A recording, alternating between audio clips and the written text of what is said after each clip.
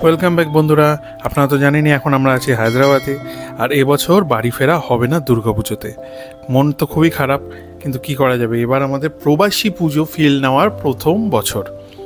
তো আমরা সেই জন্য যাচ্ছি, একটা বঙ্গমেলা অর্গানাইজ করা হয়েছে উৎসব কালচারাল অ্যাসোসিয়েশনের তরফ থেকে গাছিবলি স্টেডিয়ামে। সেখানে গিয়ে ব্যাপারটা বুঝবো, দেখবো, ভাইব নেব।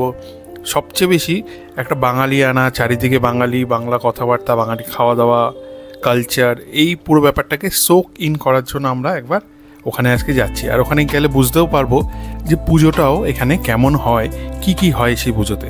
তাই ভাবলাম আপনাদেরকেও সাথে করে নিয়ে যাই এই এক্সপিরিয়েন্সটা করানোর জন্য।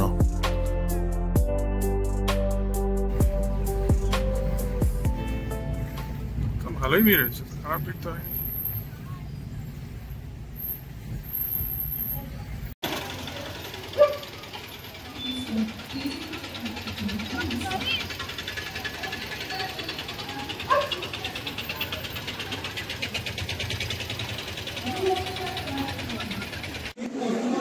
প্রবাসে যেমন আমরা ঘর বাড়ি আড্ডা প্যান্ডেল হপিং মিস করি, কিন্তু একটা বড় পাওনা প্রবাসে থাকে কালচারাল প্রোগ্রামগুলো। এবার এখানে আসছে অঙ্কিতা, সোহম অ্যান্ড ফ্রেন্ডস, সার্থকী, আর নবমীর দিন সবচেয়ে বড় ইমন চক্রবর্তীর প্রোগ্রাম। মোটামুটি হয়ে গেছে তার মানে।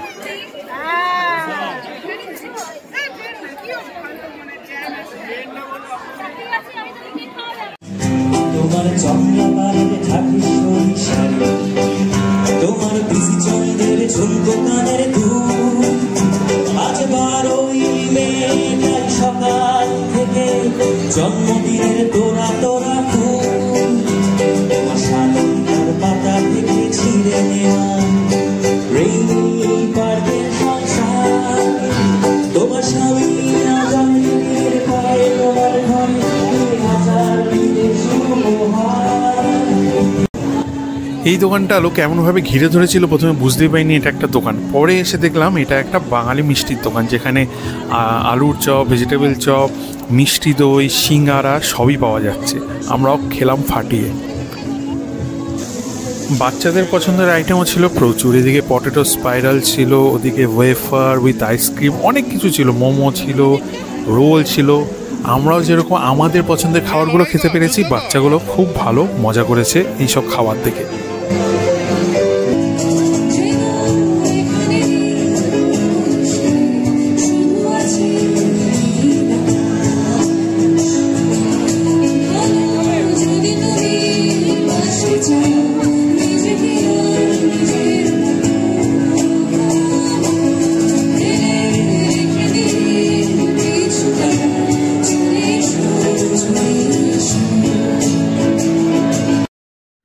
এটাই তো বাঙালি আনা না, একটু খাওয়া, তার ফাঁকে একটু গান শুনতে যাওয়া, আবার একটু আড্ডা মারা, তারপরে আবার খাওয়া।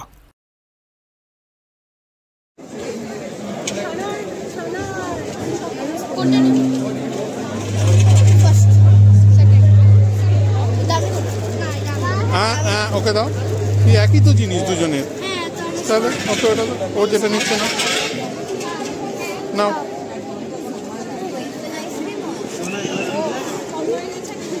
হ্যাঁ হ্যাঁ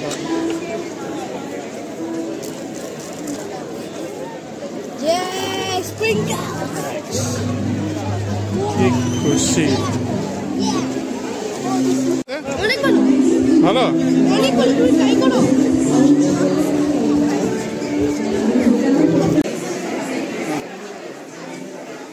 খাওয়া দাওয়ার বাইরেও ছিল অনেক কেনাকাটার অপশন, সব বাঙালি আইটেম, যেমন শাড়ি আছে, কুর্তা আছে, বাঙালি জাঙ্ক জুয়েলারি আছে, মানে পুজো স্পেশাল যেগুলো দরকার সেগুলো সবই আছে এখানে। তো লোকজন কিনছেও ভালো।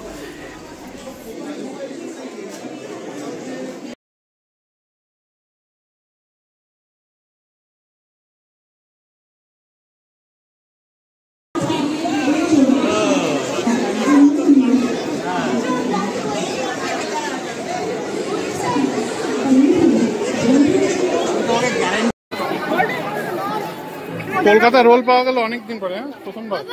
আমি ওখানে বসছি। কোথায় বসবি? ওই স্টেয়ারসে।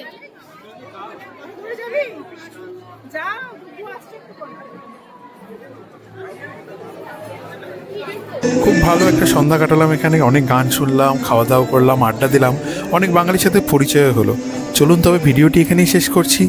দেখা হবে খুব শিগগিরই আরেকটি ভিডিওতে। ততদিন ভালো থাকবেন আর সবাইকে ভালো রাখবেন।